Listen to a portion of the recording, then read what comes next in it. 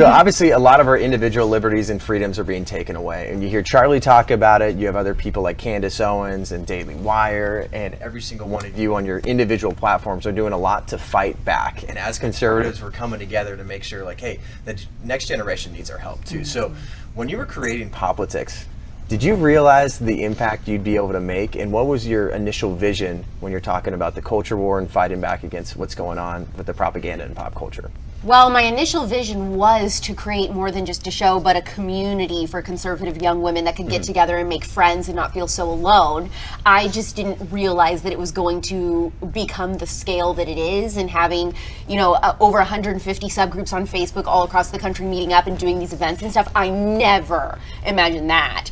So that was so exciting for me to see all of that grow and everything. And I just realized that young women in the conservative movement are left out a lot of times, and we're also really stereotyped by the right and the left of what a conservative woman is supposed to be, or, you know, like, or dress like, or any of these different things. And so I really wanted Cute-servatives to become a place where they could feel like they could be their girly selves but still love America. And do you feel like it's evolved ever since you started Politics, the kind of stuff that you're hearing from Cute-servatives? Are they being a little bit more open stuff? They're like, hey, Alex, you've talked about this, but I want a little bit more of that. What are they saying? Every day messages. I just ran for school board. I spoke up about, you know, masks mandates at my school board meeting, all of those different things every single day. They're getting bolder and bolder. I always say it's Brave season, so they're enjoying Brave season.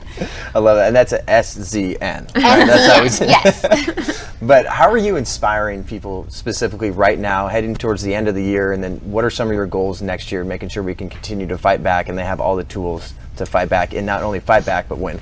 Well, I know next year, YWLS last year, our Young Women's Leadership Summit for all young conservative women was massive. It was the biggest one that we'd ever done. And so I have even higher goals for going into next year. So that's going to be very exciting, and doing even bigger things at that. So that's going to be definitely something to look out for. Well, I know it's always so much fun to watch. I know we talk about it pre-show, and then afterwards, like, I don't follow pop culture that much, but you've been able to hit a specific demographic that have really needed it. And a lot of young people, we're going to get into that, talking to our different guests here in just a second. But these Cute-servatives, it's a massive movement.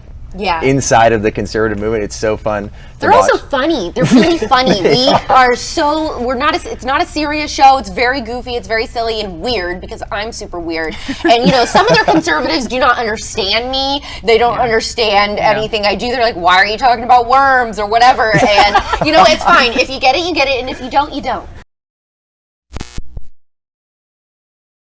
This is Charlie Kirk, founder and CEO of Turning Point USA. If you liked this video, be sure to subscribe to our YouTube channel at Turning Point USA.